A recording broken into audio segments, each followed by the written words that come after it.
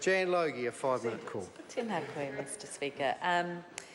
So the Greens are not supporting the Building Pools Amendment Bill, and I think that this has been presented to the House by the government, saying that it's about striking a balance between reduced compliance costs for residential pool owners and territorial local authorities and maintaining child safety.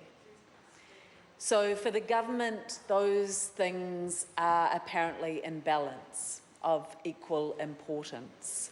And we know that the legislation that's in place at the moment has been, I think it's been noted as the most successful child safety legislation ever passed in this country. So this legislation that we are amending, that has been so overwhelmingly successful in saving children's lives, is now being undermined for the purpose of reducing compliance costs. We've been told through the Select Committee process that there were 200 lives saved from fencing swimming pools, and several thousand children were prevented from near drowning as a result of the clear, strong rules that were contained in the 1987 legislation. But this government looked at that legislation and thought, the costs are too high. We better bring that to the House and balance that.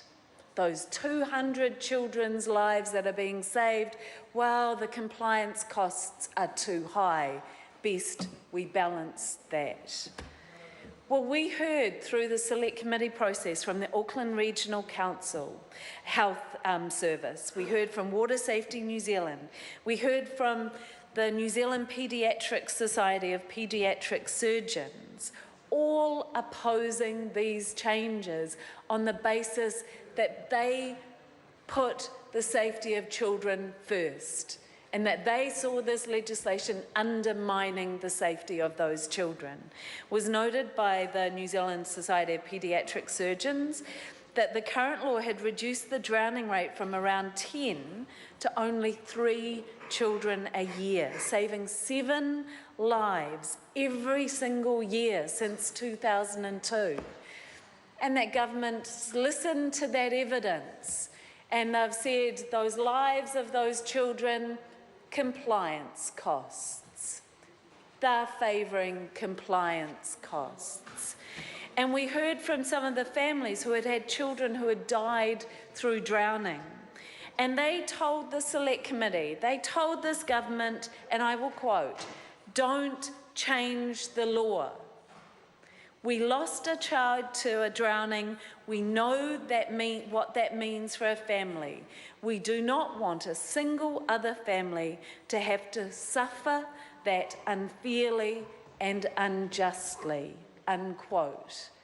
And I can only assume that their reference to unfairness and injustice is in relation to a perception that this government is choosing to balance child safety with compliance costs, that to them is not fair for those families who may lose a child through the lack of clarity and the loosening of this legislation, when they've come in front of us and told us clearly, don't do this.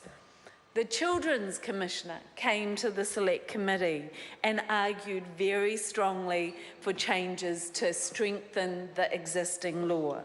But again, we have a loosening of that law. Plunkett came and said that they were seriously concerned about the impacts of this bill on children's lives and on families' lives. Well, for the Green Party, compliance costs and child safety do not balance out. For the Green Party, child safety comes first, and we cannot support this legislation.